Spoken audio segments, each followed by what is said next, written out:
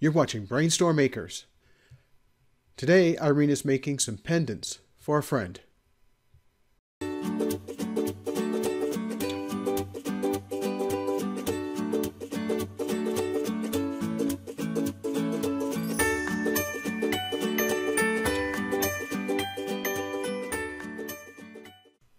The process starts with Irene discussing with her friend what kind of pendants she wants, and their size. She scans and converts the original art, and then resizes it.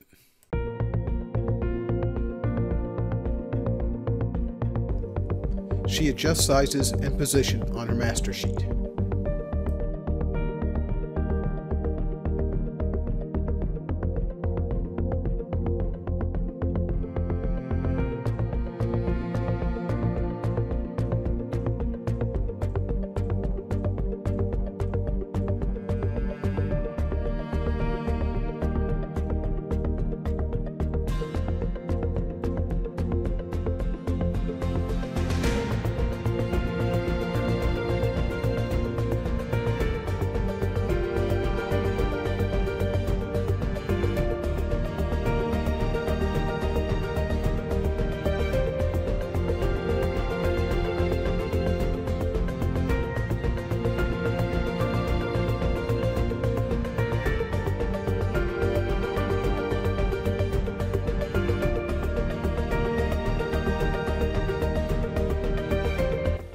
You can see what the picture is actually going to look like when you cast it. But that's super secret. We can't tell what it is. That's right. But if I were to guess, I would say it's a shoe and a note. Hi everybody, it's Irene from BrainStormAcres, and today I'm going to have a crazy busy day in the studio, and I have to finish up a casting project, so let's get to that right now. Just got the fire started in the wood stove. So, because we're like 35 degrees in here, which is why I have this nice Pillsbury Doughboy outfit on, because it's cold. But I'll probably be peeling off a little bit later, so I want to be ready. So first, this over here is my furnace that I use to melt pewter. This is lead-free pewter. I use lead-free pewter because I can sell it anywhere in the United States, not have to worry about different lead laws between different states. And this is sometimes used to make jewelry, and different states are concerned about children eating pieces of jewelry and then winding up with lead poisoning. So by using lead-free pewter, I solve the entire problem of not having to say, oh, I can sell this in Illinois, but I can't sell it in Indiana or some silly thing like that. Gotta get this started. All I have to do is plug it in. We have some drop-down electric plugs off the ceiling here. If you've ever watched any of our videos in the studio, you'll see them. I'll actually point you at one or two here. There's more of them up here. We did this on purpose because we do not like using extension cords on the floor more than we have to. It's dangerous. It's a trip hazard. When we installed the electric for my equipment, a bunch of which is down here, this is all casting equipment over here, we put boxes on the ceiling. Now, if you've been in industrial environments, you've seen that in industrial environments all the time, because it's much safer to run something down off the ceiling. Now, these are set up with breakers and all that kind of stuff, that just like any natural plug. I can tell by exactly the way the plugs are set and things like that as to how many amps each one of these sockets will handle. And I choose my sockets based on how much amperage I'm going to use. So back to where I'm going to be working is over here this morning. I just turned on the little heater, which is right there, that little round job. If you haven't never seen one of these before, these are what they call an induction heater. It uses electricity to heat the pewter, which is in that round part, and it works just like a electric tea kettle does, actually. It's or a toaster. It heats up wires in there, which then proceed to heat up the metal. And this has a thermostat built in that section back there has a thermostat built in, a little knob on top, and that's where the metal goes. For people who are starting casting pewter, a lot of times they will use a pot on a stove somewhere, and that's just fine for small quantities. but you have to constantly be monitoring your pot to make sure the metal's not getting too hot. This keeps it at a steady temperature, just like a crock pot would or something like that.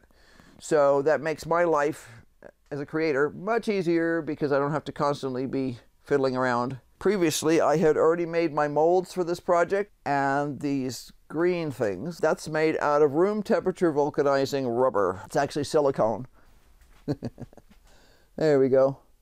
You can see the pendant in this case is going to be a bee. Now that's for those people who've studied history, that's what they call an Elizabethan bee. In other words, it's a bee that was used commonly in embroidery and paintings and everything else during the Elizabethan time, which is just at the end of King Henry VIII and into the reign of Elizabeth I, so right around the turn of the 1600s. The bee they had recognized as being, well, we use the expression busy bee these days. So it's the same concept. They thought of the bee as a very hard worker, and this token is designed to be given to people who do provide a lot of service. To start with, this is a different mold. This is for making pewter thimble rings. Now, a thimble ring is just like a thimble, except it doesn't have a top to it. So it's just a ring that goes around your finger. Very commonly used from about the 1200s down, well, heck, some people use them today. So, but they were super common during that time of year, 1200, 1400s, 1600s. And I sell a lot of these. These will be pewter. I also make them out of bronze, which requires a different process. What I'm what I'm doing here is dusting this with what they call jeweler's talc. And this is just a form of talc that is supposed to be safe. Well, you don't want to breathe it too much, but basically what it does is you dusting the inside of this without getting too much into the physics. It makes the metal flow better in the mold. And I'm going to dust 2 of these. And you'll notice I'm not putting tons in here. I'm just putting a little bit in there. If I put too much in it, it can actually kind of clump up on the clump. That's a technical term. Kind of lump up on the inside and affect the ability to cast correctly. I'll stick these with the holes. The holes are where the metal is going to pour in. And I'm going to clamp these very gently. Now, the reason I say gently is one of the things I learned a long time ago doing this was that if you squish these molds too hard, you will actually warp them.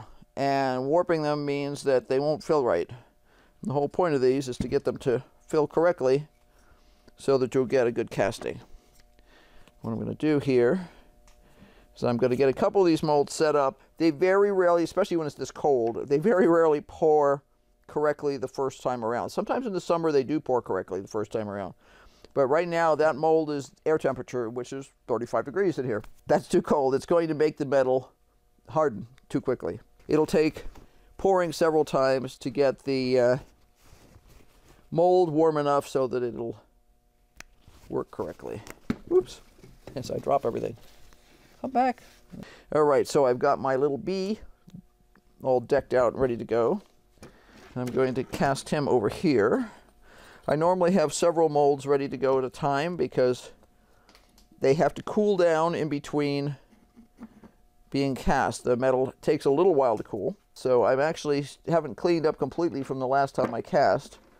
I have a bunch of thimble rings.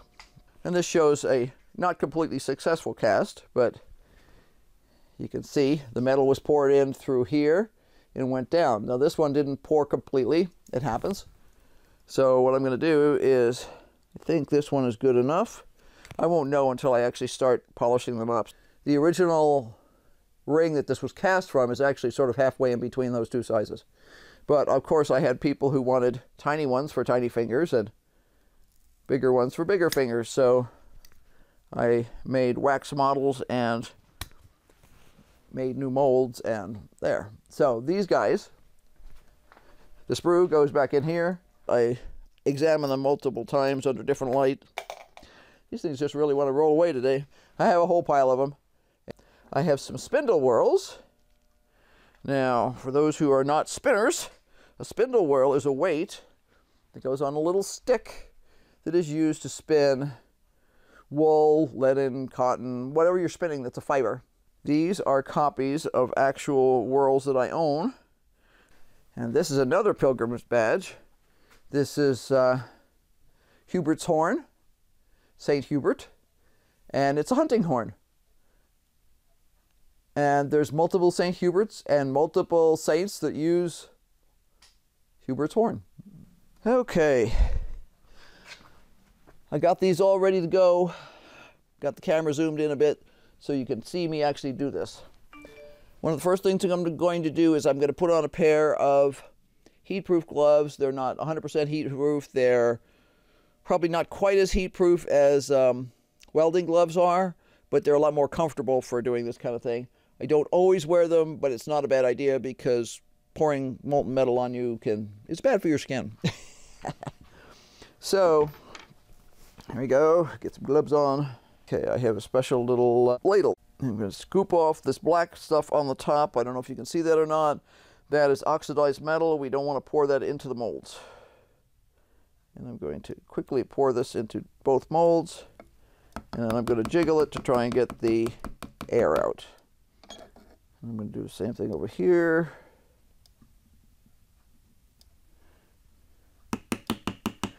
It's not a problem if it spills on the counter. It does that all the time. That's what that counter is designed for. It's nothing fancy. It doesn't catch on fire easily, so that's the whole point.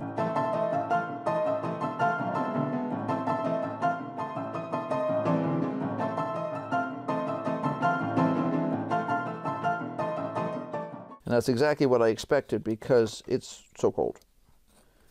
Even sometimes when it's warmer, it does that, so it's not shocking that it should do that when it's colder.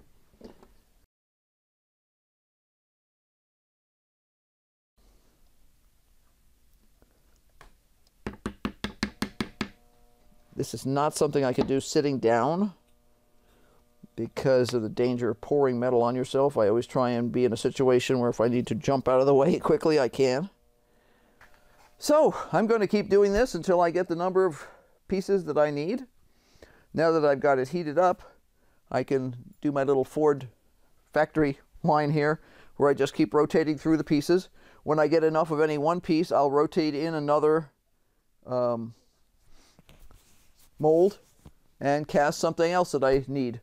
That's why I have these thimbles, not thimbles, yeah, thimbles and spindle whirls and tokens over here, because if I'm just casting one thing, it doesn't make any sense to heat it up and set everything up just for one thing. So I usually will cast extras of something else I know that I will need. So it doesn't waste my, and it also, I have to wait. I have to wait until that metal cools before I can take it out.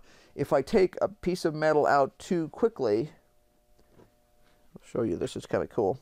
This is the end of a bar of metal.